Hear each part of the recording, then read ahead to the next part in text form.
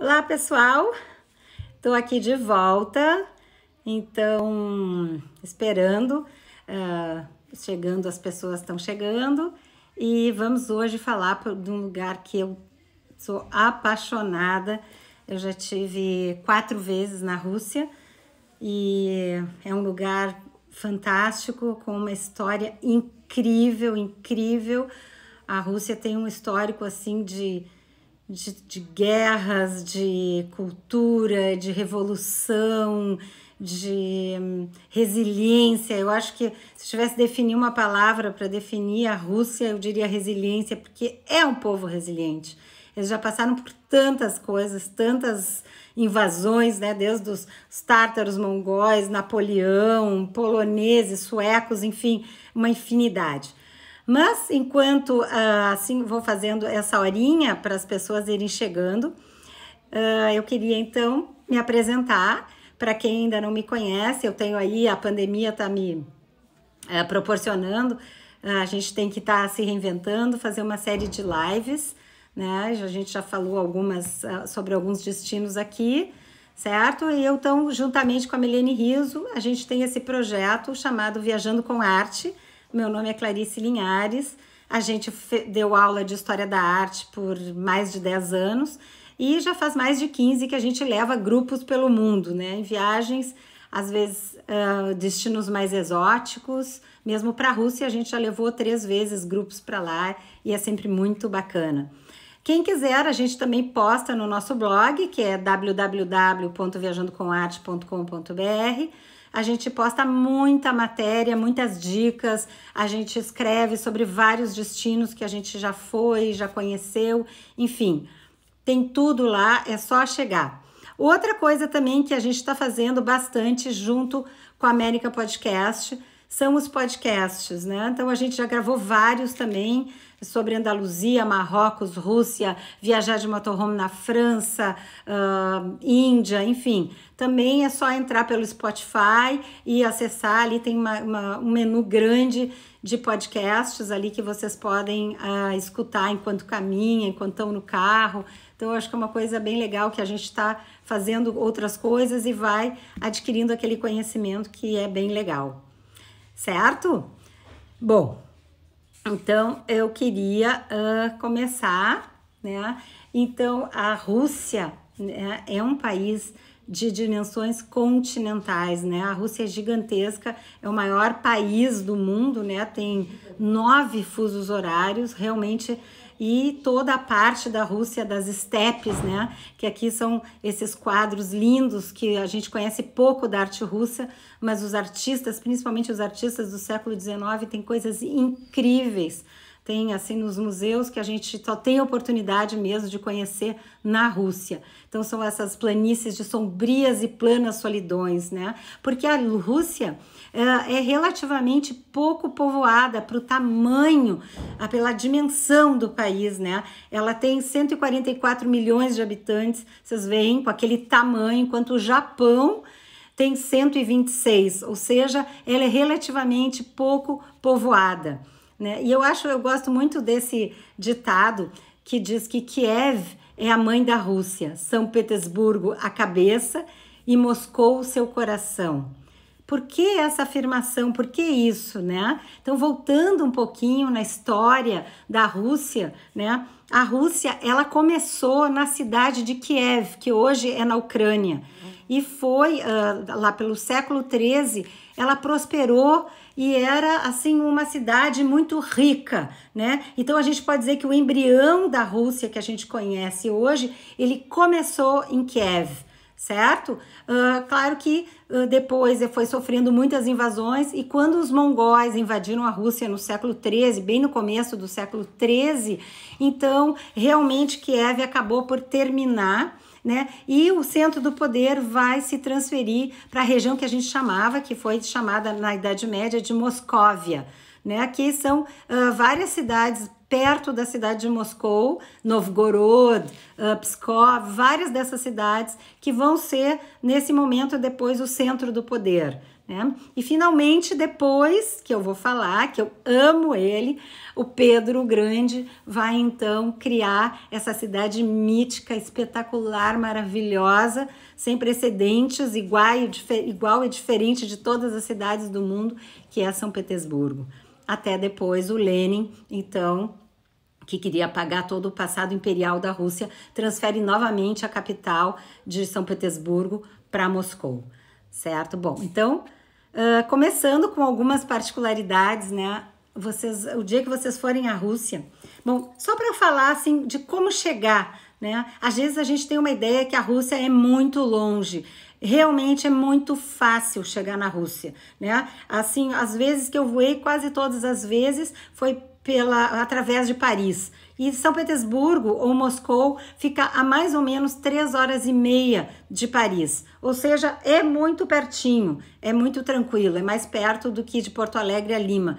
Então, é bem tranquilo. Como é que eu vou dizer para vocês? A Rússia, a primeira vez que eu estive na Rússia foi em 2003. Vocês não acreditam a diferença que fez para, eu nem vou dizer a última, que foi em 2017, mas de 2003 para 2012, meu Deus, era outro país. Por isso que eu digo que os russos são muito resilientes.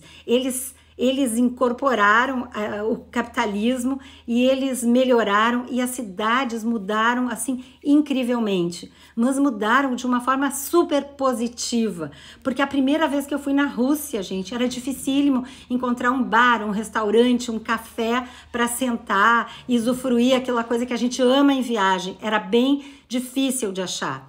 Pouquíssimas pessoas falavam inglês. Então uma vez a gente se perdeu no aeroporto de Moscou e a gente recorreu à pessoa mais jovem que estava ali ao alcance da vista, que falava um pouquinho de inglês, porque realmente ninguém falava inglês. E todas as placas nos metrôs, nas ruas, eram todas em cirílico, né? Aquele alfabeto russo que é derivado do grego, né? Isso aí eu vou até explicar o porquê.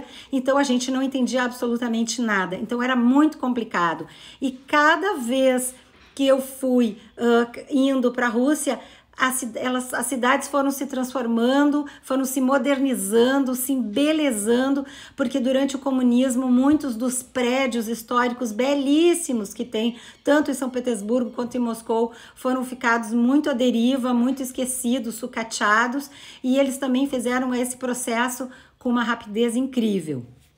Tá? Então aqui voltando à nossa imagem, né? Uma coisa que é super característica da Rússia são essas árvores belíssimas que tem por todo o território russo, que são as bétulas. Inclusive, eles chamam as moças bonitas, vocês imaginam aquelas russas lindíssimas, né? Eita, povo lindo! Eu nunca vi mulheres tão lindas assim na Rússia, é um povo muito bonito. Então, eles um elogio dizer que aquelas moças são as bétulas, né? Então, é uma maneira, um elogio, né? É uma coisa muito característica. Eu tô vendo que várias pessoas, a Silvane, meu Deus, a dona Marlene, tanta gente legal que viajou conosco para a Rússia. É um grande prazer e quem me conhece, eu brinco que eu fui russa em outra vida, porque eu me identifico muito, eu sou estudiosa da história da arte e realmente é um país que me encanta, me fascina muito, né? Bom, então aqui a gente vai ver um mapa. Eu adoro um mapa porque eu acho que é bem importante para a gente se situar, certo? Então vocês estão vendo aqui à esquerda do mapa, ali tem a cidadezinha ali marcada São Petersburgo, pouquinho mais ao sul Moscou, né? E então, o que a gente diz, né? Que vocês estão vendo que aqui bem no meio do mapa está escrito Ural Mountains, viu? Então são os Montes Urais, certo? E esses Montes Urais, eles separam exatamente tudo que fica a oeste dos Montes Urais é considerada a Rússia europeia, certo? E tudo aquilo que fica à direita dos Montes Urais, aqui no mapa, é considerado a Sibéria, certo? Aquela Sibéria que a gente associa com aquele frio, com aquela terra inóspita e às vezes se engana. A Sibéria tem lugares belíssimos, né? Tem paisagens incríveis. Claro que tem muito frio, né? O Dostoiévski que o diga, porque ele ficou 4 anos exilado em Omsk. né? Então, só para a gente ter uma ideia, os montes Urais, então, que separam a Rússia europeia da Sibéria, né? Bom, então, a nossa personagem aqui, que a gente vai conversar um pouco, é o Pedro o Grande, Pedro Romanov. Vocês já ouviram, todo mundo já ouviu falar na dinastia, famosa dinastia Romanov, que foi até 1917, o qual o Nicolau II, que foi o último czar, foi deposto e posteriormente toda a família foi executada. Mas nós estamos falando do Pedro. O Pedro, gente, ele é muito importante para essa nossa live de hoje, porque ele foi o idealizador da cidade de São Petersburgo. Né? São Petersburgo, o Pedro, vou falar um pouquinho dele só para a gente entender. O Pedro, ele vai se criar em Moscou, certo? Porque até aquela época nem existia São Petersburgo, nós estamos falando aí do final do século XVI, desculpa, 17, certo? E o Pedro aí por 1680, por aí, ele vai crescer no bairro alemão de Moscou, né? Que existiam muitos estrangeiros, né? Então ele cresceu no meio desses estrangeiros e ele ouvindo as pessoas relatando como é que as coisas eram na Europa, na Alemanha, na Holanda, enfim, vocês imaginem, aquela criança, ele era muito curioso, né? E é importante agora que eu contextualize para vocês como é que era a Rússia naquele momento. A Rússia naquele momento era quase uma teocracia, onde a igreja ortodoxa e o poder do czar andavam de mãos dadas. Então, assim, quase tudo tinha que passar pelo crivo da igreja ortodoxa. Então, não existia, vocês imaginem que até 1700 a Europa já tinha passado por vários movimentos artísticos, né? Desde lá da arte bizantina até Giotto no Trecento, pré-renascimento, Botticelli, renascimento, Leonardo da Vinci, Michelangelo, enfim, maneirismo, barroco. E a Rússia, não existia na Rússia arte laica, gente. Só existia arte sacra. Aqueles ícones que a gente vê da arte bizantina, com aqueles fundos dourados, ou seja, não existia arte laica, não existia literatura que não fosse sacra, não existia música que não fosse sacra. Então o Pedro, ouvindo aqueles relatos daqueles estrangeiros, ele cresceu com muita revolta contra aquela igreja arcaica, atrasada, ignorante da Rússia. E ele não queria nada daquilo, ele queria modernizar a Rússia, ele queria trazer para a Rússia todas aquelas maravilhas. Então, é claro que depois de vários problemas, que ele entra em várias lutas sucessórias, né? Ele finalmente então declarado imperador, ele é declarado czar das Rússias. E qual é a primeira coisa que ele faz? Ele junta várias pessoas, né, uma entourage, e vai fazer uma grande viagem pela Europa. E aí então ele vai para Prússia, ele vai para Holanda, ele vai para Inglaterra. Imagina que eles deixavam assim, eu sei que na Inglaterra teve até um processo que eles destruíram praticamente um castelo que eles ficaram, que eles eram beberrões. Imagina o Pedro, ele tinha quase 2 metros de altura. Eu vi as botas dele no museu. Vocês não imaginam? Eu acho que o cano da bota dele batia na minha cintura. Então, assim, ele foi para aprender. Justamente o Pedro foi conhecer tudo aquilo. E ele vai trazer todas essas modernidades, tudo aquilo que ele aprendeu, e ele vai escolher um lugar para fundar o que seria a sua cidade, nada mais do que São Petersburgo, o nome de Pedro, Petrosburgo, a cidade de Pedro. Só que ele vai, então, e escolhe um lugar que era o lugar mais improvável do mundo, é São Petersburgo, que ficava lá na beira do Mar Báltico, um lugar que só iam ursos polares e alguns caçadores eventuais, ventava, enfim, ele escolhe aquele lugar, porque ele também queria um posto avançado, porque eles estavam na época em guerra contra a Suécia, mas eu também não posso ficar aqui falando tudo para vocês, senão eu não vou terminar essa live nunca. Enfim, O Pedro funda, então, em 1703, a cidade de São Petersburgo.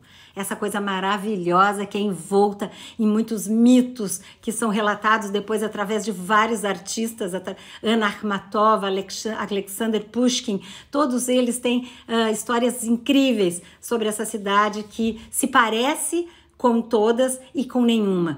Porque a ideia do Pedro, aqui eu vou botar uma foto porque eu fico falando, aqui então nós vamos ter essa monumental escultura, né, que quem vai ser a grande sucessora do Pedro, vai incorporar as ideias modernizadoras do Pedro, e depois a Catarina Grande, certo? E ela que manda fazer, então, essa homenagem ao Pedro em São Petersburgo.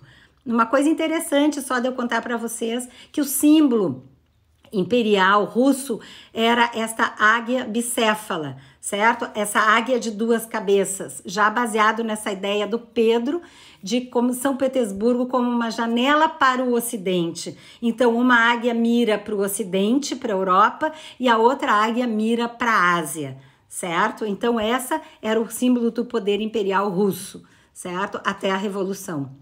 Bom, e aqui, então, esse mapinha, tá, de São Petersburgo, certo? Que era uma cidade, é uma cidade toda cortada por canais, as pessoas adoram dar esse nome, Veneza do Norte, né? Então, realmente, era uma cidade que, a princípio, na loucura do Pedro, né? Porque ele supervisionou de perto todos os projetos, ele determinou tudo. E o que é mais importante, gente, que eu não falei para vocês, além da cidade de São Petersburgo, o Pedro, ele fez toda uma reforma social, certo? Profunda na sociedade, dizendo como as pessoas tinham que se vestir, como as pessoas tinham que se comportar, porque apesar de serem nobres lá em Moscou, as pessoas ainda viviam de uma maneira muito primitiva, dormiam com os animais, os homens da igreja ortodoxa obrigavam todos os homens a usarem umas barbas por aqui, então ele obrigou todos os homens a se barbearem, a cortarem os cabelos, a se reunir, fazerem saraus. É muito legal da gente ler essas reformas sociais que ele implanta nesse momento, né? E ele obriga toda a nobreza a se mudar para sua nova capital, São Petersburgo, certo? Então, no princípio, ele não queria nem que fizessem ruas, ele era fanático por velejar, por marinha, e ele queria que só as pessoas só se deslocassem de barco, mas depois viu que isso tornava inviável a vida, né? Bom, e aqui então a gente tem uma foto de São Petersburgo, né? A gente tem o centro da cidade e depois mais para o norte, em direção ao Mar Báltico, a gente tem várias ilhas ligadas por pontes, né? E foi justamente numa dessas ilhas aqui da foto,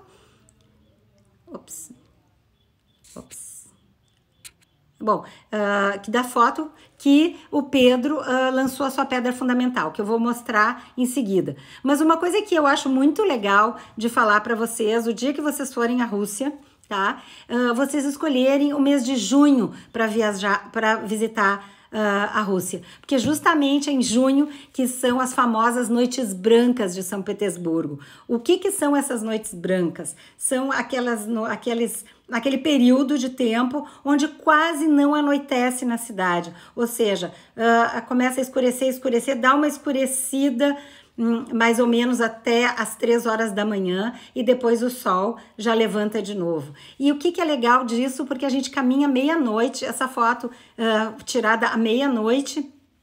Eles levantam essas pontes, porque tem várias pontes levadizas por toda a cidade, né? E é super festivo o clima, né? Vocês imaginem que eles têm um inverno rigorosíssimo, né? Então, quando vem o verão, quando vem em junho, é um sopro de vida, de frescor. Então, o povo todo tá muito contente, comemora, se tem tudo fica aberto até tarde. Então, vale a pena visitar. Essa foto aqui eu tirei, já era perto da meia-noite. Então, vocês veem. E assim, é muito seguro, né? Tanto Moscou quanto São Petersburgo não representa nenhum perigo. Agora, eu vou te dizer assim, se é legal ir sozinho para a Rússia.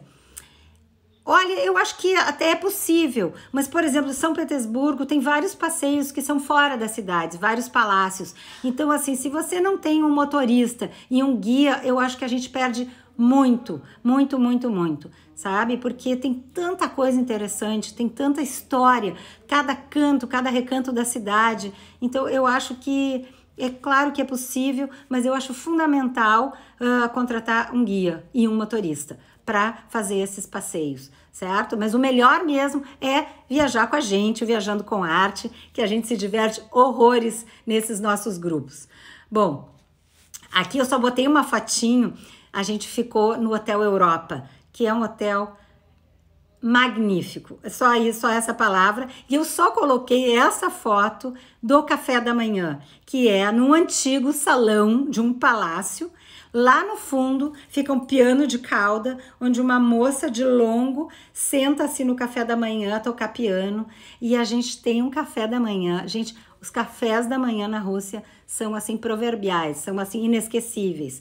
Tudo que vocês podem imaginar de maravilhoso, claro que começando com champanhe, caviar, enfim. Quem é que vai comer caviar no café da manhã? Mas enfim, é uma experiência, porque tudo é maravilhoso, né? E a Rússia teve um passado muito influenciado pelos franceses, até o Napoleão invadir a Rússia, né? Então eles têm ainda um pouco que ficou dessa herança da culinária francesa, eles fazem croissants, é espetacular.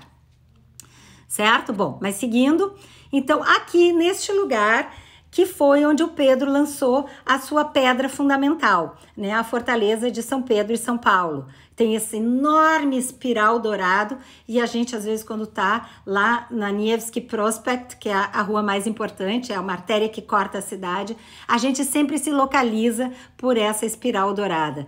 E neste lugar, então, que era uma fortaleza, né, que ele fundou, então foi a primeira construção da cidade, certo? Aqui a gente vê bem direitinho, fica nessa ilha Vasilievski, certo? E depois também construiu essa igreja que tem um interior belíssimo, foi toda restaurada, é de uma opulência, os interiores das igrejas russas ortodoxas são de tirar o fôlego. Agora que elas estão todas restauradas, realmente é uma coisa incrível. E justamente nessa igreja, certo? Que estão enterrados todos os czares e a nobreza russa, ou seja, está lá a Catarina, Ivan o Terrível, o Pedro, e a famosa família Romanov, né? Que foi, então os corpos deles foram finalmente encontrados numas covas rasas, né? Foram exumados, fizeram extensos testes de DNA, né? E eles então foram trazidos e colocados aqui, né? Tiveram a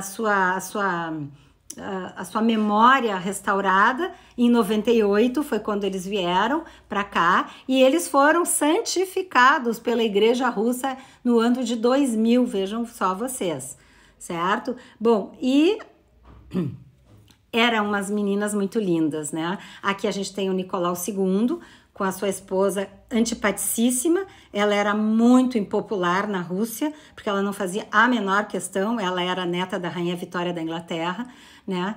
E então a Alexandra Fyodorovna, né? Isso é legal, até vou comentar uma coisa rapidinho com vocês que é legal. Em russo, os nomes e o sobrenome variam conforme o gênero, ou seja, ela era Alexandra Fyodorovna, filha de Fyodor, né? Então troca o sobrenome conforme o gênero. Então aqui nós temos as princesas, a Maria, a Natasha, a Olga, enfim, que teve aquele mito, né, que a Natasha teria desaparecido, né, mas na verdade não estava lá, tudo certo.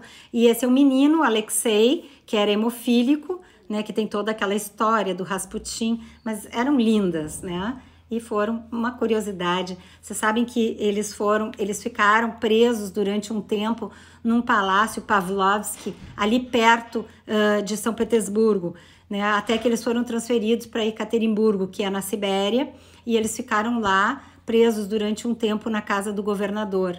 Até que foi dada pelo governo bolchevique a ordem que a família fosse toda executada. Então eles acordam uma família no meio da noite, depressa, vamos levar vocês para não sei aonde, com seus empregados mais próximos, e eles descem para o porão, né? Onde eles colocam todos eles contra uma parede. E aí entram os soldados, eles não estavam entendendo o que estava acontecendo e começam a atirar contra eles, né? Contra toda a família. E existem relatos que eu achei muito impressionante, que as meninas demoram muito para morrer, porque foram descobrir que elas traziam todas as suas joias, pedrarias, imagina as joias, né, da realeza russa, o que não era. Elas traziam escondidas embaixo das roupas, nas costuras, nas barras dos vestidos, então por isso também elas demoraram mais tempo para morrer. Uma coisa muito triste, poderia, né, se o Nicolau II tivesse tido um pouco mais de visão, né, tivesse conseguido fazer algumas mudanças, né, mas não conseguiu e ainda se envolveu numa guerra, então acabou dessa maneira muito trágica. Enfim, bom, aqui então, voltando para São Petersburgo, a gente está na Nevsky Prospekt, que eu falei para vocês, que é uma grande avenida que corta a cidade. São Petersburgo não tem um centro muito grande, ou seja, é muito tranquilo da gente fazer, a gente caminha bastante, mas é bom também caminhar e fazer aquela descoberta da cidade. Eu adoro descobrir uma cidade caminhando, eu acho que a gente tem mais aquele contato, não é difícil, é tranquilo. E hoje em dia, meu Deus, hoje em dia com telefone, com mapa, é muito difícil da gente se perder. E fora que ela tem vários canais que a gente pode ir se guiando por esses canais, então é muito tranquilo, certo?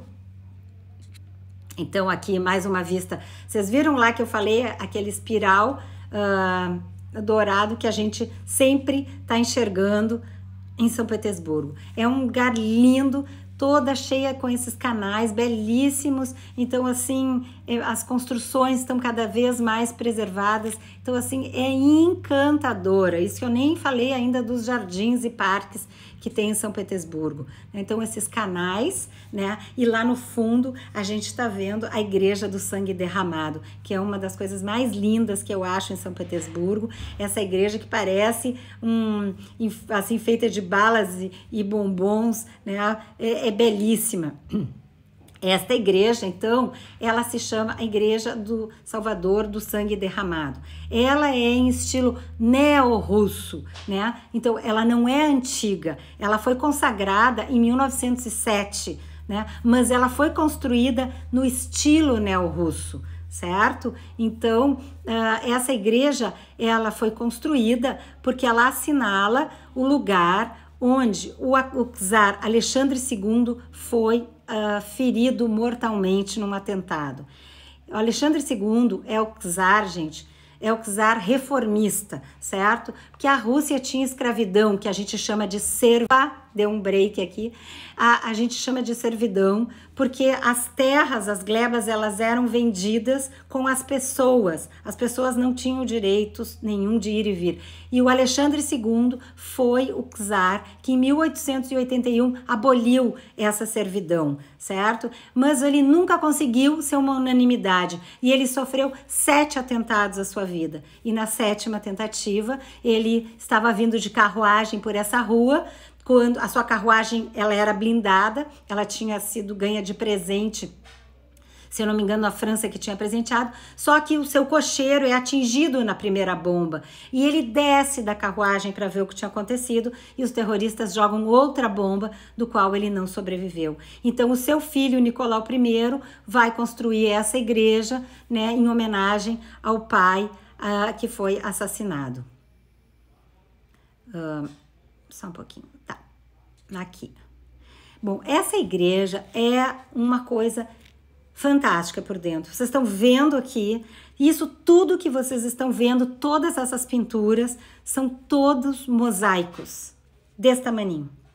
É uma coisa tão incrível, impressionante essa igreja. E em conjunto, as igrejas ortodoxas, realmente, elas têm um interior absolutamente decorado. Elas têm menos iluminação, têm lustres belíssimos, certo? Diferente da nossa igreja católica, ela não é em formato de cruz, né? Ela é como se fosse octagonal ou sextavada. Ela tem um portal, né, que divide a parte sacra da parte profana, de onde ficam os fiéis, certo? Ela tem os ícones, onde as pessoas fazem as suas adorações ali,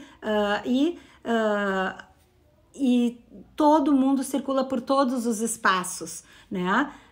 É muito bonita, incensários. Então aqui eu tirei essa foto, né? Vocês veem que tudo decorado, é lindíssima, e ela não é muito grande, e tem justamente um cantinho onde foi exatamente o ponto onde o Alexandre, então, foi assassinado, certo? Então, atração número 1, a Igreja do Cristo Salvador, fica a 2 quadras do Hotel Europa, então tranquilo, não tô dizendo que vocês precisam ficar lá, mas enfim, se ficarem, é bem pertinho.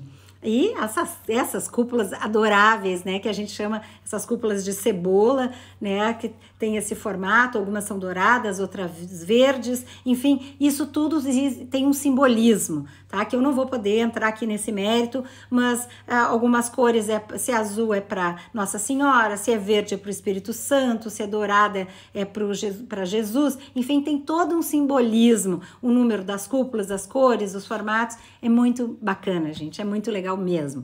Bom, seguindo aqui, então essa figura que vocês estão vendo é um dos maiores poetas russos, Alexander Pushkin, né? E essa praça fica bem em frente ao Museu Russo, certo? Que fica na mesma rua do Hotel Europa. Eu não tô ganhando comissão. O Museu Russo era um palácio do irmão do Nicolau, certo? Mikhailovsky, e hoje ele é um museu russo. Aqui eu só queria abrir um parênteses para falar uma coisa para vocês. A gente fala muito no Museu Pushkin de Moscou, no Hermitage mesmo aqui em São Petersburgo, mas, gente, esses museus, eles trazem arte ocidental que a gente tem a oportunidade de ver em qualquer grande cidade europeia, no Prado, no Louvre, na National Gallery. Só que essa arte russa, que é fantástica e espetacular, a gente só tem a oportunidade de ver aqui na Rússia. Então, por favor, eu queria deixar essa dica muito importante.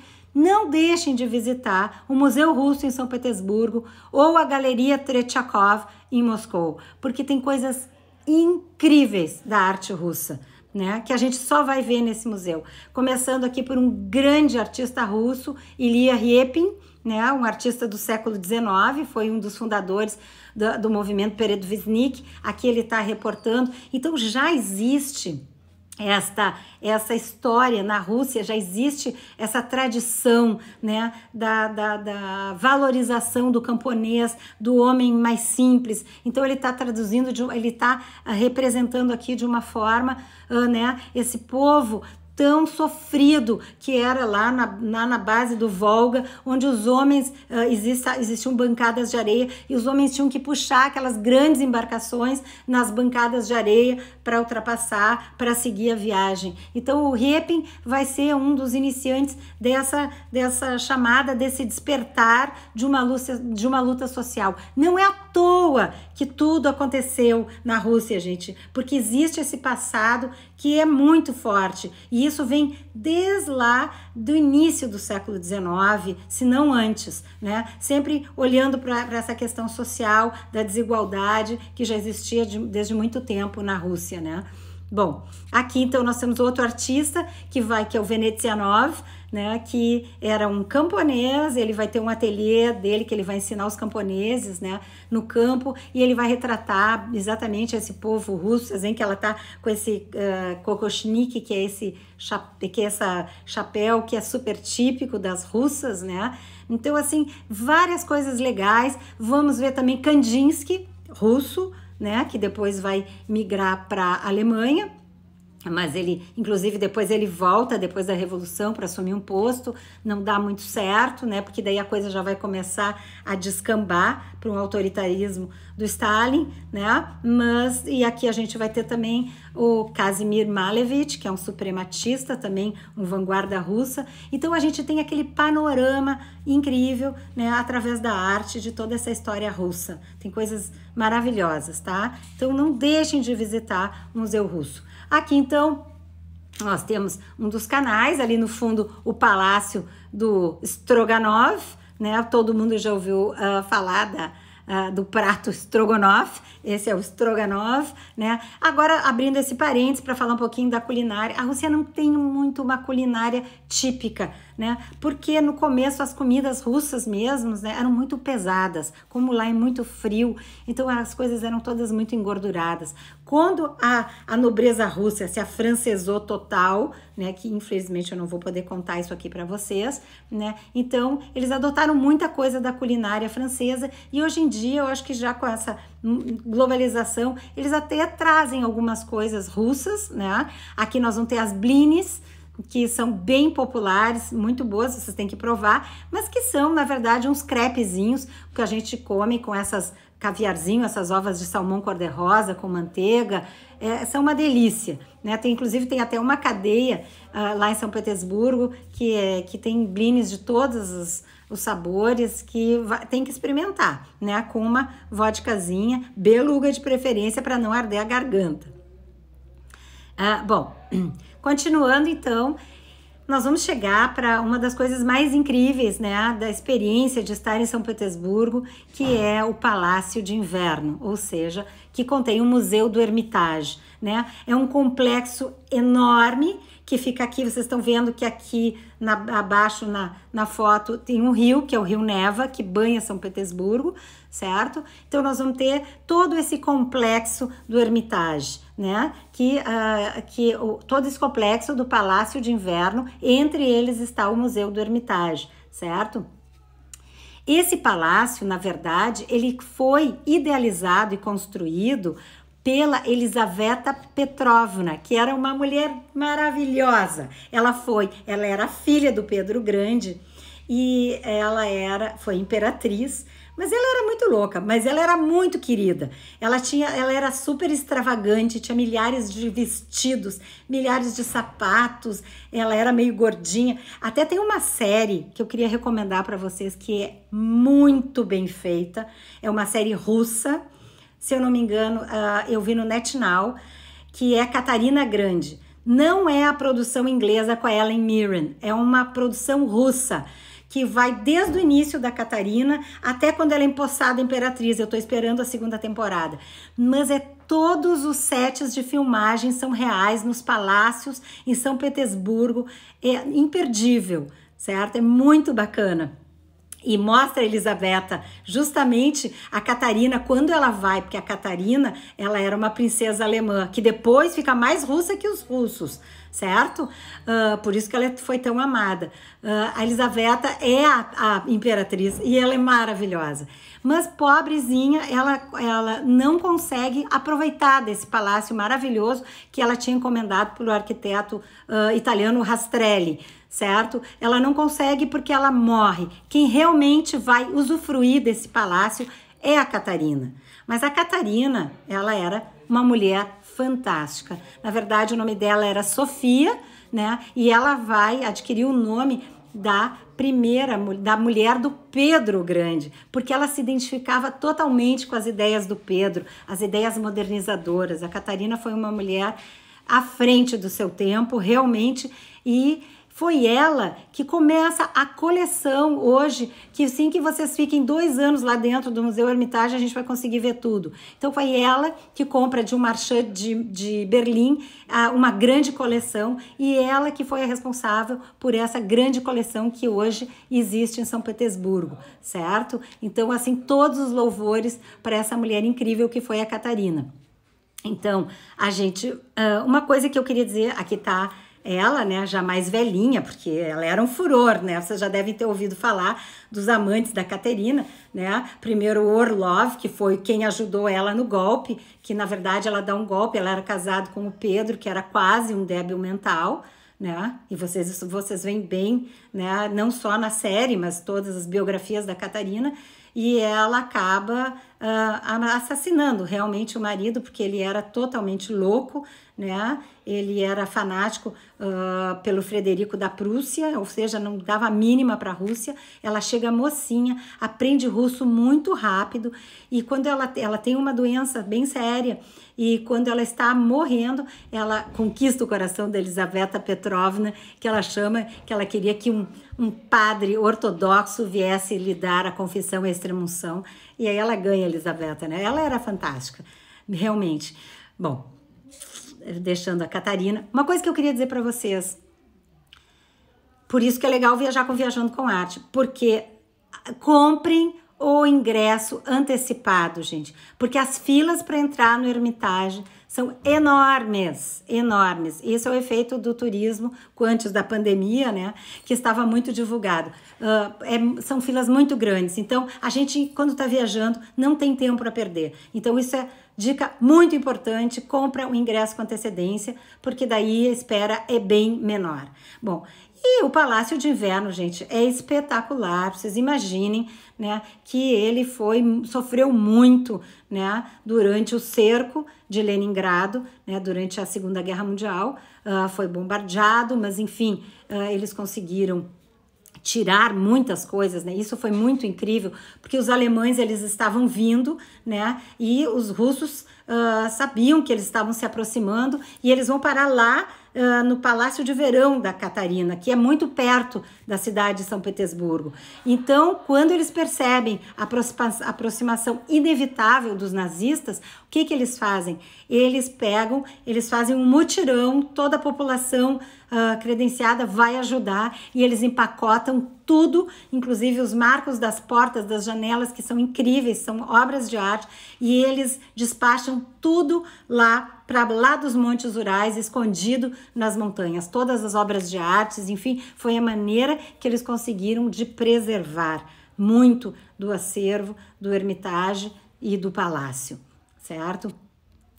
E uma coisa que é notável aqui, que é incrível, são os pisos de parquet, todos marchetados. Vocês imaginam que todos os pisos desse palácio, a grande maioria, são todos trabalhados, e esse trabalho que vocês estão vendo aqui no chão, ele espelha um trabalho igualzinho no teto, feito de outros materiais. Ou seja, cada detalhe desse palácio realmente é deslumbrante. E eu não brinco quando eu digo que esses palácios russos fazem Versailles parecerem casas de campo. Realmente a opulência russa era de tal dimensão, de tal tamanho, que acabou da maneira como a gente já sabe, não é mesmo? Bom, aqui então é a sala do trono do Pedro, né? Tá ali conservado algumas coisas, o trono dele, um quadro dele com a deusa grega, enfim. A gente vai passear por vários salões, Bom, aqui é uma foto do nosso grupo, que é uma das coisas muito legais que a gente fez, gente, isso tem muito valor. A gente fez uma visita privada, só nossas 20 almas dentro do palácio. Isso realmente não tem preço, porque a gente flanou por todos aqueles salões, por tudo, só nós podendo apreciar, e eu dando explicações para as pessoas. Bom, a Catarina, ela era apaixonada por tudo que fosse neoclássico, certo? E ela era apaixonada pelo Bernini. Bernini? Não, desculpa, não é o Bernini. Bernini já tinha morrido, a Catarina do século XVII. É um outro artista neoclássico, que é maravilhosa as coisas dele, que ela cantou ele várias vezes para ele ir para São Petersburgo, mas nunca conseguiu que ele fosse. Eu já vou me lembrar. E ela era apaixonada. Não sei se vocês já foram nas galerias do Rafael no Vaticano, e ela mandou reproduzir. Olhem que coisa incrível. E aqui a gente está, então, na reprodução das galerias do Rafael, só que aqui dentro do Hermitage. São belíssimas, né?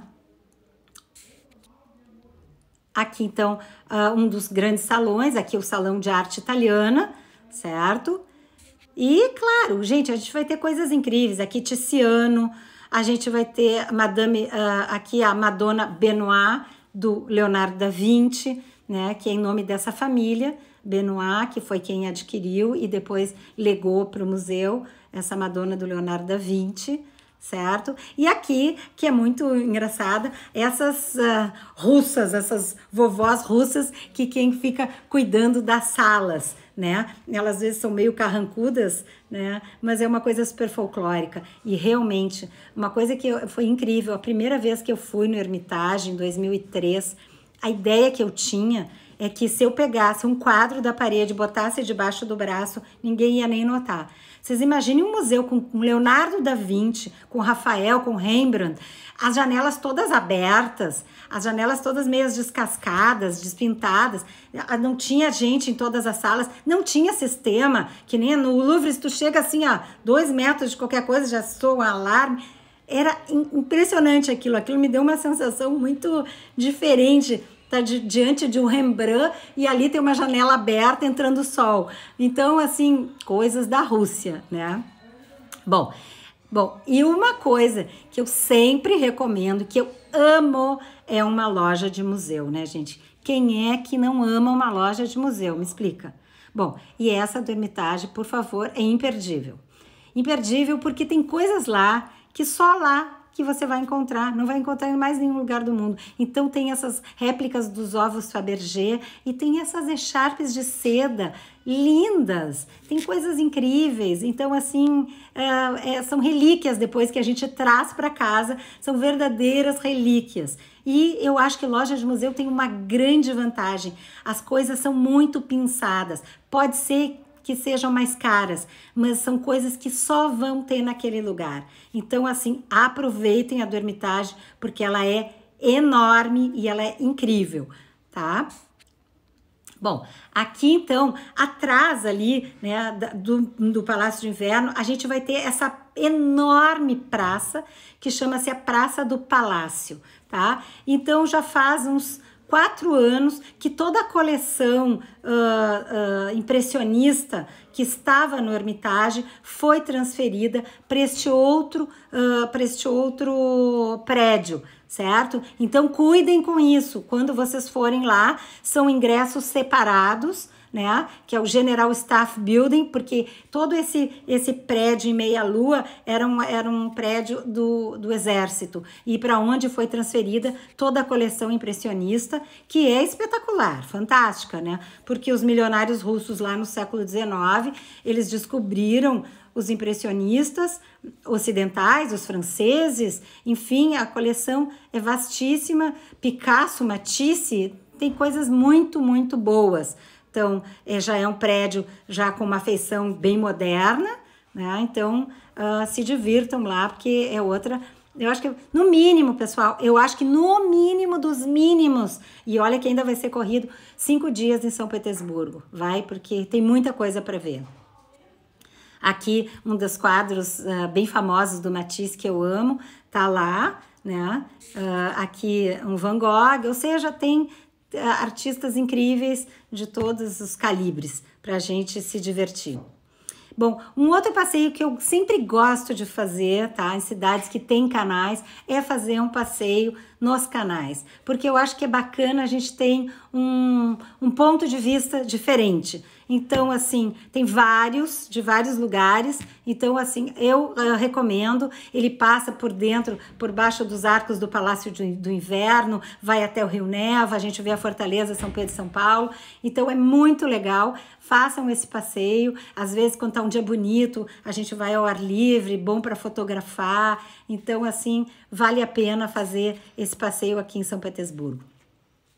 Outra coisa que eu acho que é bem legal para a gente ver o nível de opulência que vivia a nobreza. Não digo nem os Romanov, nem os czares, nada. Mas simplesmente a nobreza da Rússia, né? Que é o Palácio Moika, fica na frente do canal, com o mesmo nome, que pertencia ao príncipe Yusupov, né? Que é famoso porque ele armou aquela conspiração para acabar com o Rasputin. Vocês lembram do Rasputin? Era aquele siberiano de 2 metros de altura, com uma barba. Eu não coloquei uma foto dele aqui, mas ele tinha uma ascensão incrível sobre a czarina Alexandra, porque o menino, o Alexei, era hemofílico. E de uma maneira milagrosa, bastava falar com o Rasputin no telefone que o menino parava de sangrar. Então, não sei o que o Rasputin tinha essa ascendência, ele quase foi um poder paralelo, né, que contribuiu muito também para a derrocada do czarismo na Rússia. Foi o papel tão forte que o Rasputin tinha. Só que a nobreza, o Yusupov era primo, enxergava, e ele dizia que aquilo tinha que acabar. Então eles, isso aqui é lindo o palácio por dentro, belíssimo, tem um teatro privado, tem banhos marroquinos, parece que a gente está no Marrocos, enfim, é luxuosíssimo, vale visitar, é muito legal. E lá no subsolo, eles montaram um mini museuzinho do Rasputin, esse senhor barbudo que está sentado aí, né? Vocês sabem que eles deram veneno para o Rasputin que podia matar um cavalo. E nada aconteceu. E ele seguia bebendo. E aí ele acabou, o Yusupov, tendo que descarregar uma arma nele. E quando o corpo dele foi achado, ele ainda saiu rastejando e caiu. No fim, ele morreu afogado no canal da frente. Ou seja, o homem era um touro, né? Mas então conta a historinha, né, desse complô para matar o Rasputin aqui no Palácio Yusupov, né? Bom, gente, outra coisa que a gente visita ou não, mas que eu vou citar porque é importante, é o Teatro Mariinsky, né, ex-Kirov, né? Kirov também era do partido, que no fim foi assassinado pelo Stalin, né? Então, o Teatro Mariinsky, que é belíssimo, tá? Eles oferecem tours, a gente pode conhecer, mas se for para conhecer um teatro, vá conhecer o Bolshoi em Moscou, né? É mais grandioso, tem um restaurante maravilhoso, enfim. O Mariinsky estava com um projeto de expansão que ia botar uma fachada super moderna, já deve estar pronto, eu acredito, certo? Então, pelo menos para vocês sacarem o que é aquele prédio ali e saberem do que se trata aquela construção, tá? E eu dou uma dica aqui, tem um restaurantezinho do outro lado da rua que é muito bacana, chama Backstage, né? Que tá cheio de coisas, de referências ao teatro. Então tem penduradas nas paredes as sapatilhas de bailarinas famosas, costumes, fantasias, tem toda uma ambientação, é um restaurante bacana, a comida é boa, né? Bastante comida ocidental. Então, do outro, assim, atravessando a rua, então fica aí a dica, ok?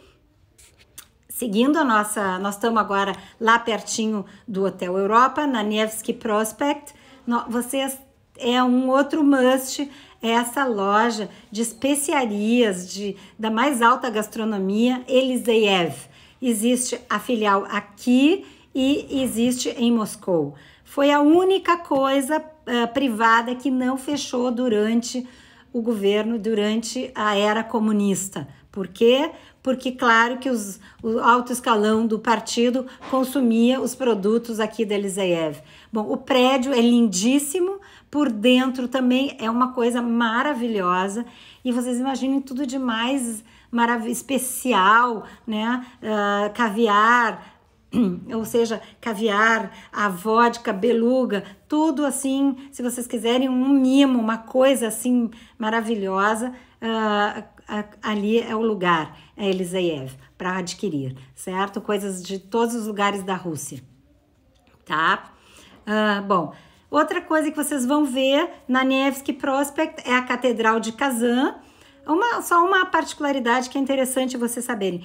Todos os prédios que vocês olharem aqui em São Petersburgo, que tiverem fachada barroca, ou seja, como o Teatro Mariinsky, como o Palácio de Inverno, essa é a fase da Elizaveta Petrovna, tá?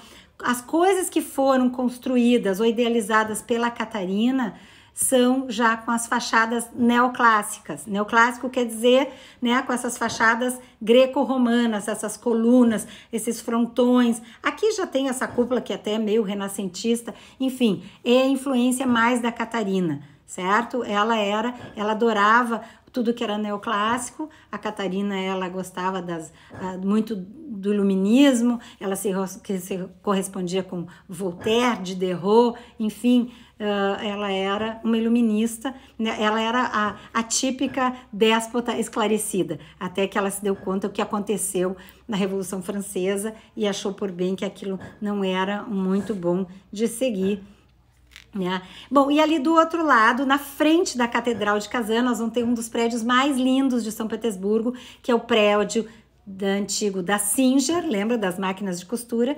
Hoje em dia ali no térreo é uma livraria, certo? Que vale a pena conhecer, gente, vale a pena entrar, porque no segundo andar dessa livraria tem um café, e o café tem as mesas com essa visão da Catedral de Kazan. Então vale a pena ir ali no prédio da Singer e sentar tomando um café, um cappuccino com essa visão da catedral.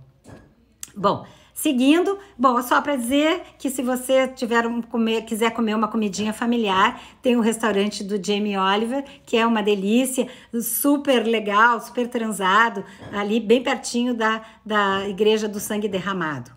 Outra igreja bem famosa, que é linda, vocês veem que já é bem pertinho ali do Palácio de Inverno, é da Saint Isaac, que é muito linda, tá? Também vocês veem que ela já tem características neoclássicas, elas têm as 4 fachadas iguais, certo? Por dentro ela tem pinturas incríveis, ela ficou fechada durante o período comunista, né? Foi transformada num museu para estudo da ciência e onde foi colocado o pêndulo de Foucault. Então existia o pêndulo lá pendurado para ver a inclinação, eu não entendo bem direitinho o significado, mas enfim, muitas igrejas foram fechadas, né, e transformadas em outras coisas, porque realmente o comunismo baniu a igreja caiu no ostracismo e no esquecimento. Outra coisa que eu acho bacana de visitar, gosto muito dele, é a Casa Museu do Dostoiévski, certo? Então é uma esquininha que a gente desce uma escada, visita os objetos do escritor, a Dida Motin, né, que foi com a gente, que é a escritora Ana Mariano. É claro que ela não poderia, né, ela adorou visitar, enfim, eu acho que quem curte assim o Dostoiévski deve visitar. E do outro lado da rua, uma coisa que eu amo sempre que eu tô numa cidade diferente é visitar um mercado de comidas, né? E esse fica do outro lado da rua. Então é bem bacana vocês verem todos aqueles esturjões, caviares, tudo, várias coisas diferentes. A gente aprende bastante num mercado assim. Bom, gente, aqui então vamos para o nosso primeiro palácio, né? Que é o Peterhof, né? Que foi o palácio que foi construído primeiramente pelo Pedro, certo? Ele fica meio longe da cidade, mas o que é legal de fazer? É pegar esse aliscafo, certo? Que é esse transporte rápido, que sai bem ali, vocês estão vendo ao fundo, Palácio de Inverno, o Hermitage. Então, esse aliscafo sai do Palácio de Inverno e vai através do Golfo da Finlândia, né? Até o Peterhof, que é o Palácio do Pedro, aqui tá, então a gente vendo ali a Fortaleza de São Pedro e São Paulo, é rápido, deve dar uns 20 minutos, 25 minutos, e aí a gente chega a esse palácio belíssimo, na beira do Mar Báltico, que foi idealizado pelo Pedro. O Pedro amava a água, então assim, o palácio tem milhares de fontes de brincadeira que as pessoas passavam e jogavam água nas pessoas, e ele achava aquilo muito engraçado, enfim. O Peterhof, que vale mais, claro que os interiores são muito lindos e opulentos, mas o Peterhof eu acho que vale mais mesmo pelos jardins, pelas fontes, é um lugar muito bonito, né? Aqui de dentro do palácio, então a gente está vendo todo aquele canal e lá no fundo, vocês estão vendo o Mar Báltico ali onde chegam os aliscafos, certo? Estão vendo aqui então a águia das 2 cabeças, né, que eu já tinha falado antes. Aqui outra visão do Peterhof, é realmente um palácio muito lindo. Interiores, né, que todo mundo recebe um sapatinho para preservar os pisos, os parquês, são belíssimos, os afrescos, enfim, isso que eu acho que é muito importante a gente ter um guia, porque tem tanta informação, tantas coisas para a gente ver que a gente perde muito, certo? Bom, aqui então a gente segue, né, outro pouquinho mais dos interiores. Aqui, assim, eu não resisti a tirar uma foto, né, com a nobreza. A gente sempre paga um mico, né, nessas viagens, depois gosta das lembranças. E aqui, então, nós vamos chegar no Palácio de Verão da Catarina. A Catarina, então, construído pela Elisaveta, né, mas quem usufruiu realmente foi a Catarina, né? Fica num lugar chamado Czarskoye Selo, ou Aldeia do Czar. Ai, não acredito. Gente, tô com meu tempo contado. Vou ficar devendo para vocês, mas a gente marca aí daqui a uns 2 dias, é só para falar do palácio. E, claro, para a gente falar de Moscou, que ficou faltando. Eu já sabia de antemão que eu não ia conseguir falar tudo numa live só.